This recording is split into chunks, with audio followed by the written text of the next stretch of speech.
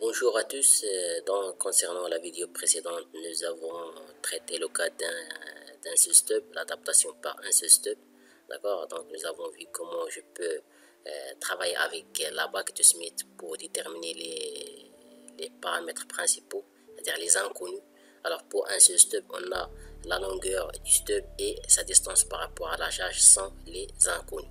Donc, si vous avez compris le principe pour un seul stub, donc concernant l'adaptation pour deux stubs reste aussi très facile. Donc, concernant l'adaptation par deux stubs, alors on a une ligne de transmission d'impédance caractéristique ZC, on a une charge à l'extrémité de la ligne et on a deux stubs, le premier stub, le deuxième stub. Donc le premier stub, il est déplacé par une distance D1 par rapport à la charge.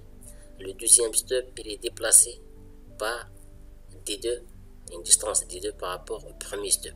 Donc les deux stubs possèdent des longueurs. Le premier stub possède la longueur L1, le deuxième stub possède la longueur L2. Donc ici, pour notre cas, on a traité le cas d'un stub court-circuité. Nous avons vu dans le cas d'un simple stub les différents cas qu'on peut trouver, soit court-circuit, soit un stub à circuit ouvert, soit un stub avec une impédance. Donc on traite le cas avec un court-circuit, donc un stub avec un court-circuit. Donc l'objectif, toujours on suppose que ZL, ZC, T1 et T2 et lambda sont connus. Concernant le cas d'un seul stub, nous avons connu juste l'impédance ZL et l'impédance caractéristique ZC et la longueur d'onde. Donc on a déterminé D1, la distance par rapport à la charge, et la longueur du stub. Donc concernant deux stubs, en le connaissant ici D1 et D2, et on cherche juste L1 et L2. D'accord, L1 et L2. Donc toujours le même principe, la même démarche. Donc on va poser des plans, plan VV' à l'entrée du deuxième stub, et après le deuxième stub on trouve le plan WW'. Et pour le premier stub, on suppose qu'on a le plan NN' avant le premier stub, et après le premier stub, on a le plan MM'. D'accord? Donc, on suppose ces plans donc, pour déduire les longueurs L1 et L2 à la fin. Donc, on prend l'exemple d'application suivant. Donc, on a une ligne de transmission d'impédance caractéristique ZC est égale à 50 ohms. Donc, cette ligne possède une impédance caractéristique ZC est égale à 50 ohms, reliée à son extrémité par une charge, d'accord, d'impédance ZL. Voilà l'impédance de charge. ZL est égale à 20 plus J20 ohms.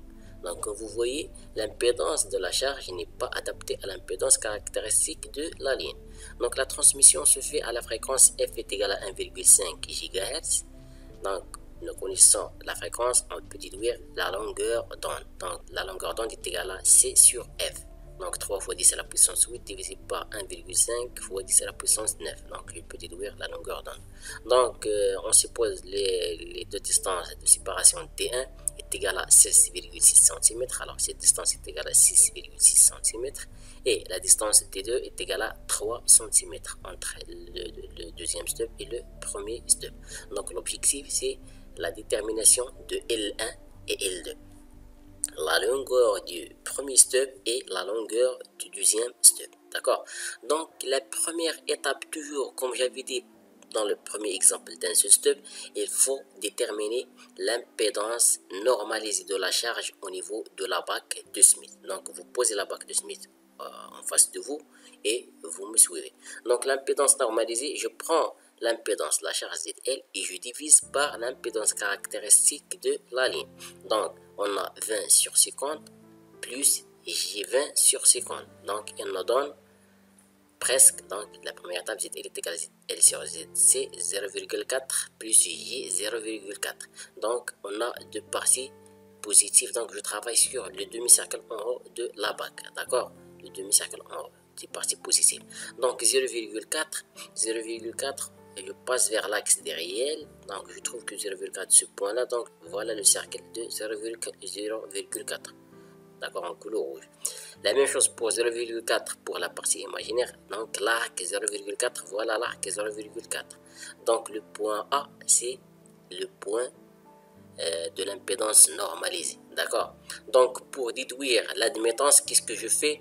Je passe par un P-sur vers l'autre extrémité. Donc je trace le cercle du taux d'onde stationnaire de centre 1, voilà le centre de la bague, et le rayon c'est le point A. Donc c'est le cercle en couleur bleu ciel. D'accord. Donc ce cercle c'est le cercle du taux d'onde stationnaire, c'est-à-dire le coefficient de réflexion ici le module est égal à constante. D'accord. Donc et je passe par une droite à travers le centre du cercle et le point A. D'accord. Donc l'autre extrémité je trouve le point A', c'est l'admittance d'une autre charge. A', d'accord. Donc A' sur la bague, c'est le point de l'admittance. Donc on peut lire la valeur ici, on trouve qu'il égale 1,25 moins J,25. D'accord. Donc dans un premier temps, la première étape, il faut déterminer l'impédance normalisée et son admittance normalisée. Donc, comme notation toujours, on suppose que ZL est égal à R plus Gx, résistance plus réactance, et YL est égal à J plus JB. D'accord, conductance plus susceptance. Donc, la deuxième étape. Donc, vous faites attention avec moi à la deuxième étape. Donc, l'admittance ramenée dans le plan MM'. D'accord, donc je reviens vers la ligne. Donc l'admittance ramenée sur le plan MM', ce plan là. Quelle est l'admittance normalisée sur ce plan? Qu'est-ce que je fais? Je prends le coefficient de réflexion, le cercle du taux d'onde stationnaire au niveau de la charge, d'accord, le taux d'onde stationnaire au niveau de la charge, et je me déplace sur la bague par la distance D1 jusqu'à tomber sur ce niveau, d'accord. Donc je prends ce niveau au niveau de la charge, le taux d'onde stationnaire, et je me déplace sur le même cercle avec la distance D1. Donc on peut dire que le module de coefficient de réflexion au niveau de MM' est égal à le module de coefficient de réflexion au niveau de la charge. Parce que entre le plan MM' et la charge, on n'a pas de changement des caractéristiques de la ligne. On n'a pas ajouté un step, on n'a pas ajouté quelque chose pour changer le coefficient de réflexion. Donc le module reste constant, mais la phase qui change. D'accord. Donc qu'est-ce que je fais pour déduire MM'? Je me déplace du taux d'onde stationnaire au niveau de la charge vers la source par la distance D1. D'accord. Je me déplace de ce plan vers la source par la distance D1. D'accord. Donc D1, si vous voyez, c'est 6,6 cm. Donc je reviens. Donc on part de A', d'accord. A', c'est l'admittance, d'accord. Puisque je travaille avec des admittances, donc je passe de l'admittance. Donc on part de A' et on se déplace de D1, d'accord. Le déplacement sur la bague de Smith se fait comme ça. Je divise la distance par lambda et je multiplie par lambda. D'accord. Donc 6,6 divisé par lambda. Lambda c'est 20. Donc fois lambda. Et notons 6,6 sur 20 fois lambda c'est 0,33 lambda. D'accord. Sur le cercle du taux d'onde stationnaire est égal à constante vers le générateur. Donc voilà le point A'. D'accord. Donc un déplacement vers le générateur se fait dans ce sens. D'accord. Se fait dans ce sens. Donc vous prenez la bague de Smith et vous voyez quel est le sens de déplacement vers le générateur. Donc je place de A' vers le haut, d'accord, en bas vers le haut, avec la distance bien sûr, la distance 0,33 lambda, d'accord. Donc voilà le point A'. Je trace une droite qui passe par le centre de la bague et passe par A'. Donc je trouve cette intersection au niveau de la longueur d'onde, le dernier cercle, d'accord. Donc je me déplace par 0,33 lambda. Donc voilà, je me déplace jusqu'à tomber sur le point B', d'accord. Donc quand j'arrive à 0,33, c'est-à-dire un déplacement de 0,33, je trace la droite qui passe par le centre et 0,33, d'accord. Donc ici on a 0,5, c'est le dernier point, donc on a une valeur plus une valeur pour tomber sur 0,148, d'accord. Donc voilà la droite qui passe par le cercle du taux d'onde stationnaire constante et 148, d'accord, ce cercle là, d'accord. Donc je trouve l'intersection avec la droite et le cercle. Donc le point B', c'est le plan YM'. D'accord? Donc on a un déplacement de A' par la distance D1 vers la source. Donc on garde le même module, le cercle de toton stationnaire. Donc je tombe sur le point B'. Donc c'est l'admittance YM'. D'accord? Je reviens. Donc on a déterminé l'admittance YM', ce niveau-là, l'admittance à ce niveau. D'accord? Alors on a un déplacement du toton stationnaire de la charge vers la source par la distance D1. Donc je tombe sur ce niveau. D'accord? Donc ça, c'est ça ce qu'on a fait. On a trouvé le point B'.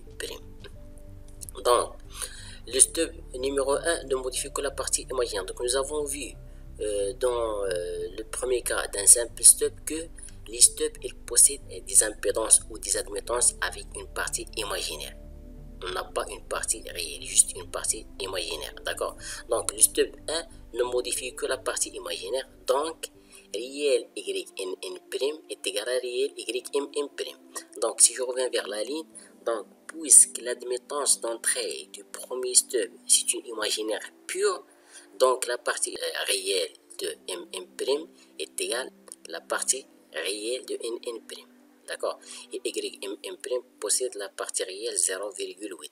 Ce qui fait que NN' possède une partie réelle est égale à 0,8. D'accord? La partie réelle de YNN' est égale à la partie réelle de YMM'. D'accord? Donc la partie réelle de YMM', on a trouvé que c'est 0,8. Donc la partie réelle de YNN' est égale à la partie réelle de YMM' est égale à 0,8. D'accord? Implique que YNN' appartient à ce cercle C1 avec le rayon G est égal à 0,8. Voilà, le cercle G est égal à 0,8. D'accord? Voilà, le cercle G est égal à 0,8. C'est le cercle en couleur noire. D'accord? Donc, YNN' appartient à ce cercle. G est égal à 0,8. Donc, qu'est-ce qu'on va faire? Le deuxième step, on passe vers le deuxième step. Le deuxième step ne modifie que la partie imaginaire aussi. Je reviens vers le deuxième step. Voilà. Donc, on a YVV' est égal à YE2, c'est-à-dire l'impédance d'entrée du deuxième step, plus l'impédance d'entrée YWW'. Et toujours, les stubs possèdent des parties imaginaires pures. Les admittances et les impédances sont des parties imaginaires. On n'a pas une partie réelle. Ce qui fait que la partie réelle de YVV' est égale à la partie réelle de WW'. Nous avons déjà connu, donc pour le premier cas d'un simple stub, pour avoir l'adaptation, il faut que ZC doit être égal à l'impédance ZVV'. D'accord? Donc si on travaille avec des impédances normalisées, donc Z normalisé de VV' doit être divisé par ZC, donc est égal à 1. Donc on a une impédance normalisée est égale à 1, ce qui fait que l'admittance est égale à 1. D'accord? Donc l'admittance VV' est égale à 1 pour avoir l'adaptation. Donc puisque le stub 2 possède une partie imaginaire pure, donc la partie réelle de WW' doit être égale à 1, c'est-à-dire est égale à la partie réelle de VV'. D'accord? Donc on a la partie réelle de VV' est égale à la partie réelle de WW' est égale à 1. D'accord? Donc je reviens. Donc le stub 2 ne modifie que la partie imaginaire. Donc la partie réelle de VV' est égale à la partie réelle de WW'. Comme j'ai dit précédemment, la partie réelle de VV' est égale à la partie réelle de WW' est égale à 1. Est égal à 1. Donc, YVV' appartient au cercle G est égal à 1. Alors, YVV', alors le plan d'entrée VV' appartient au cercle G est égal à 1. Voilà, je passe vers le cercle G est égal à 1. Le cercle G est égal à 1, c'est le cercle en couleur rouge. Donc, vous prenez la bague de Smith en face pour voir les cercles G est égal à 1 et G est égal à 0,8. D'accord? Donc, G est égal à 1. Voilà, G est égal à 1. Le cercle C2 en couleur rouge. D'accord? Donc, pour passer du plan WW' au plan NN', on se déplace par la distance D2. Donc, je reviens vers la ligne. Donc, pour passer du plan WW' vers le plan NN', il faut se déplacer avec la distance D2. D'accord? Donc, je me déplace sur la ligne par une distance D2. Du plan WW' vers le plan NN'. Donc, qu'est-ce que je fais? Je passe du plan WW' vers le plan NN' par la distance D2. Voilà.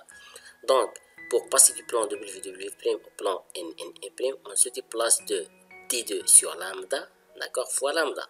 C'est-à-dire D2 c'est 3 déjà est égal à 3, on a donné. De 3 sur 20 fois lambda est égal à 0,15. Donc, on a ici un déplacement vers la charge. Vous faites attention, je me déplace de WW' vers NN', donc un déplacement vers la charge. D'accord? Un déplacement vers la charge, c'est-à-dire quoi? Je passe en bas vers le haut. Je passe en bas vers le haut. Donc, vous faites attention concernant le déplacement. Si je me déplace vers la charge ou vers la source. Donc, on fait tourner le cercle J est égal à 1 de 0,15 vers la charge. Donc, je me déplace du plan VV', d'accord, ou WW' est égal à 1 vers NN', c'est-à-dire vers la charge. Donc, J est égal à 1 par la distance 0,15. Où J est égal à 1, voilà, le cercle C2 de J est égal à 1. Donc, qu'est-ce que je fais? Je prends par exemple un point sur le cercle J est égal à 1 et je déplace ce point par 0,15. D'accord? Donc, par exemple, voilà 0,15 en couleur rouge. Je me déplace de ce point, je me déplace vers la charge jusqu'à arriver à 0,15. D'accord? Donc, je trouve ce cercle en couleur bleue. D'accord? Donc, je trouve le cercle C3. Le cercle C3, c'est en couleur bleu foncé. D'accord? Donc, un déplacement avec 0,15. Je prends un point. Donc, ce point, je me déplace sur ce cercle. D'accord? Je me déplace avec 0,15. Je reste sur le même cercle, mais un déplacement vers la charge. D'accord? Donc, je prends ce point, je me déplace sur ce cercle avec 0,15, je tombe sur ce point. Donc, on garde le même diamètre de cercle. Donc, si je suis ici, le centre toujours, le point, c'est l'intersection. Donc, je trouve le cercle C3. D'accord? Le cercle C3. Donc, YNN', donc je reviens. Donc, je me déplace de WW' vers NN'. Donc, YNN', elle vérifie les deux conditions. Il appartient à notre cercle C1, d'accord? YN' appartient à notre cercle C1 est égal à 0,8. Le cercle en couleur noire, 0,8. Il appartient au cercle C3, d'accord? Il appartient à notre cercle C3 parce qu'on a un déplacement vers la charge. Donc, YNN', il vérifie la condition C1 intersection C3, c'est-à-dire le cercle C1 avec l'intersection C3. Donc, on a combien de points? On a 2 points, C' et D'. Alors, voilà le point d'intersection, le premier point, et voilà le deuxième point d'intersection. D'accord? Alors, on a 2 points, C' et D'. L'intersection qui vérifie, donc les 2 points qui vérifient la condition C1 intersection C2. Donc, si je prends la bague de Smith, je vais lire ces 2 points. Quelle est la valeur? Combien l'admittance ici, c'est combien? Donc, je trouve que YNN' pour le point C' est égal à 0,8 plus J 1,5 et le point D' possède 0,8 moins J 0,05. D'accord? Donc, pour NN', on a trouvé 2 points, C' et D'. D'accord? Maintenant, on a déterminé YNN'. Je reviens vers la ligne. Donc, j'ai déterminé l'admittance d'entrée NN'. On a déjà déterminé MM'. Donc, je peux déduire l'admittance d'entrée du premier stub. D'accord? Donc, si je déduis l'admittance d'entrée du premier stub, donc je peux déduire la longueur de ce stub. D'accord? Donc, on a déterminé YNN'. On a YNN' est égal YMM' plus YE, c'est-à-dire l'admittance d'entrée du premier stub. Ce que nous avons fait pour le cas précédent du premier stub. Donc YNN' est égal YMM' plus l'admittance d'entrée du premier stub. D'accord? Ce qui fait que l'admittance d'entrée du premier stub est égale à YNN' moins YMM'. D'accord? Donc YMM' c'est déjà 0,8 plus 1. Donc YNN', YE c'est cette admittance moins YMM'. C'est ça ce qu'on a fait. Donc détermination de L1. Donc, pour déterminer L1, connaissant maintenant YMM' et NN', on déduit l'admittance d'entrée YE1 du premier stub, puis la longueur L1 du sous-stub. Donc, YNN' est égal à YE1 plus YMM'. D'accord? Et déjà YMM', on a déterminé cette admittance. Donc, YE1 est égal à YNN'1 moins YMM'. Donc, 0,8 plus 1,5 moins 0,8 moins J. D'accord? Et l'autre point, 0,8 moins J, 0,05 moins 0,8 moins J. D'accord? Donc, elle nous donne combien? Elle nous donne le premier point E', elle nous donne 0,5 et le deuxième point F', elle nous donne moins J 1,05. D'accord? On a deux points. Donc, le point E' sur la bac, voilà le point E'. C'est 0,5. Il possède une partie imaginaire pure. Donc, l'arc qui est égal à 0,5, c'est arc en couleur verte. D'accord? Et l'arc pour moins 1,5, c'est l'arc en couleur verte qui nous donne F'. Donc, voilà les deux points E'. Ce sont les admittances d'entrée du premier stub. Donc, je connais l'admittance d'entrée du premier stub. Je connais que le stub il est terminé par un court-circuit. Donc, l'impédance d'un court-circuit, c'est 0. Donc, voilà l'impédance d'un court-circuit, c'est 0. Donc, puisque je travaille avec des admittances, je passe vers l'autre côté par un P. Donc, je tombe sur le point P'. D'accord? Donc, voilà l'admittance d'un court-circuit. Donc, qu'est-ce que je fais? Je me déplace d'un court-circuit vers l'admittance d'entrée du stub. D'accord? Donc, je reviens, je me déplace d'un court-circuit, voilà le court-circuit, vers l'entrée du stub. Donc, je déduis la distance L1. D'accord? Donc, ici, voilà l'admittance, c'est-à-dire l'infini.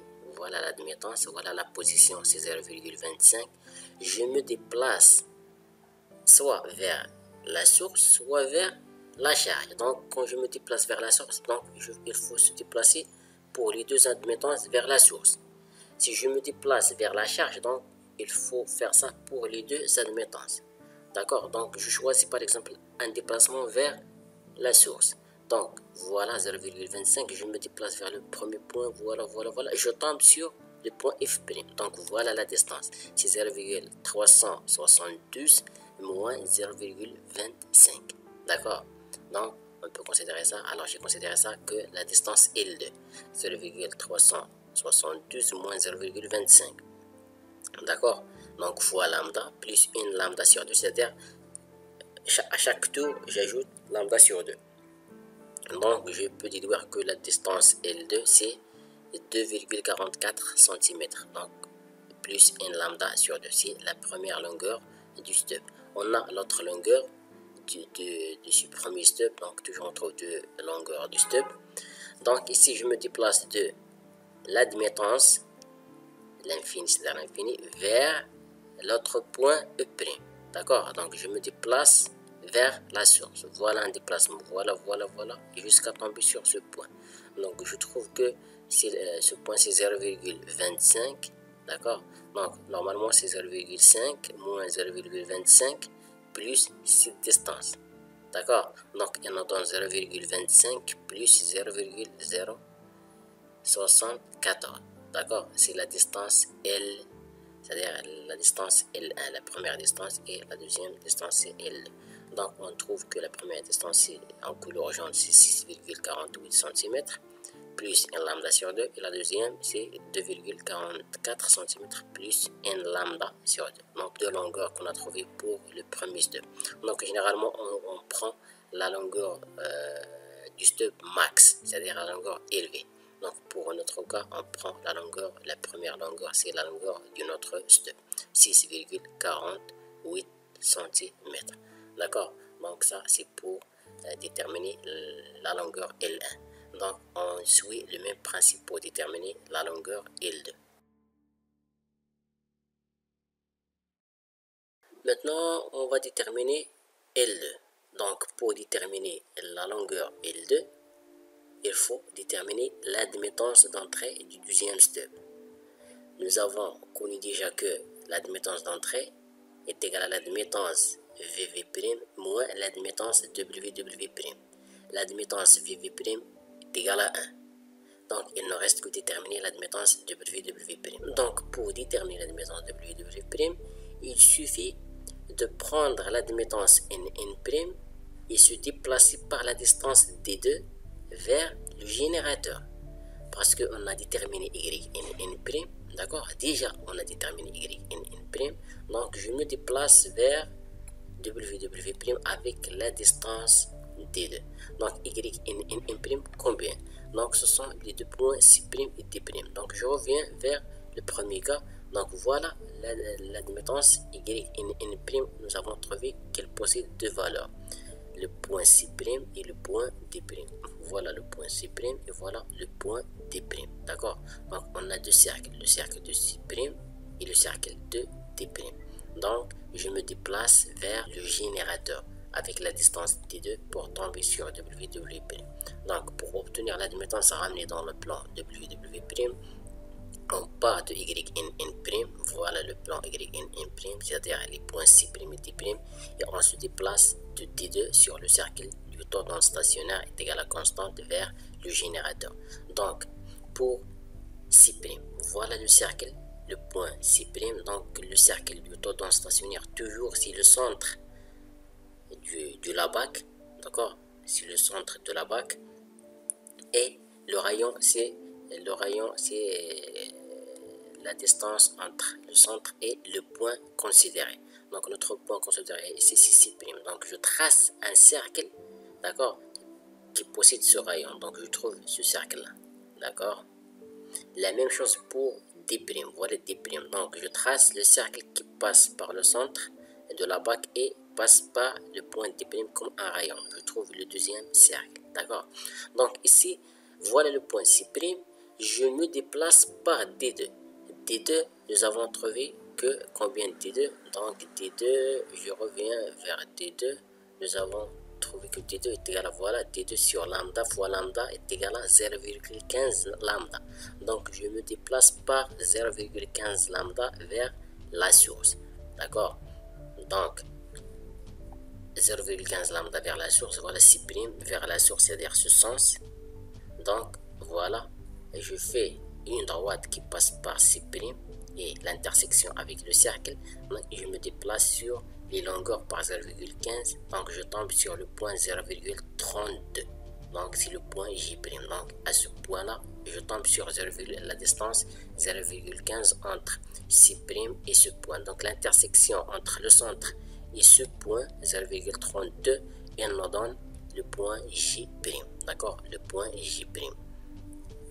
Et l'autre point, c'est le point H', la même chose. Donc, je me déplace de D' vers sur le cercle avec la longueur 0,15 lambda. Donc, voilà, je fais l'intersection du centre avec le point D'. Donc, je me déplace par 0,15, je me déplace. Quand j'ai atteint 0,15 comme déplacement, donc je trace l'intersection de la droite qui passe par le centre et le cercle. Donc je tombe sur le point H'. Donc le point H', c'est le deuxième point de WW', c'est-à-dire le point des admittances au niveau de WW'. D'accord. Donc on a WW'1, WW'2. Donc le point J' et le point H'. Donc ces points, je peux lire sur la bac la valeur de ces points. Donc je trouve que J' possède 1 moins 1,7 et H' possède 1 plus J 0,2. Donc, puisque je connais la valeur de WW' et la valeur de VV', je peux déduire l'admittance d'entrée du deuxième step. Donc, la valeur du deuxième step, c'est YVV' moins YWW'. YVV' est égal à déjà 1. Donc, 1 moins 1 moins J1,7 et non donc J,1,7. Donc, c'est le premier point. Voilà, d'entrée. Le deuxième point, c'est 1 moins 1 moins J0,2. C'est le deuxième point. Et non donc moins J0,2, c'est le point J'. Donc, je passe vers la bac. Je trouve que ces admittances sont des admittances imaginaires. Donc, on a juste les arcs. Donc, voilà le point I'. Donc, l'arc 1,7 et l'arc moins 0,2, voilà l'arc moins 0,2, cet arc. Donc voilà le point J'. Donc on a deux points I', J'. Donc qu'est-ce que je fais maintenant pour déduire l'admittance? C'est le même principe. Je connais l'admittance d'entrée. Je connais que le stub il se termine par un court-circuit. Donc l'admittance ici est égale à l'infini. D'accord? Donc je passe la longueur, la distance entre les deux, c'est la longueur du deuxième stub. Donc, les deux longueurs L2 1 et L2 2 possibles sont celles séparant le point P', court-circuit à l'extrémité du stub. Donc, on a Z', si ici est égal à 0. Donc, l'autre côté, on trouve l'admittance. C'est égal à l'infini. Voilà l'infini du 2 points. D'accord? Donc, pour déduire la distance, c'est-à-dire la longueur du stub, je passe d'un court-circuit vers les deux points I' et J'. Donc, voilà. Donc, le premier cas, I' vers J'. Un court-circuit vers J'. Donc, voilà. Le court-circuit, je me déplace vers J'. Donc, cette distance, c'est combien? C'est 0,468 moins 0,25. Donc, c'est la longueur en couleur jaune, c'est la deuxième longueur. 0,468 moins 0,25 fois lambda plus 1 lambda sur 2. Et nous donne la longueur 2. La première longueur, toujours la même chose. Je me déplace de P' vers I', donc en couleur bleue. Donc voilà, P', 0,25, je me déplace jusqu'à atteindre le point I'. Donc ici, on a trouvé la deuxième longueur. Donc c'est 0,25 jusqu'à 0,5, c'est 0,25 plus cette distance 0,165. Donc, elle nous donne presque 8,3 cm plus 1 lambda sur 2. Donc, le principe reste toujours le même. Il faut déterminer les admittances d'entrée des stubs. Quand je tombe sur les points des admittances, je connais déjà que le stub est court-circuité. Donc, l'admittance d'un court-circuit, c'est l'infini. Si je travaille avec des circuits ouverts, l'admittance sera 0.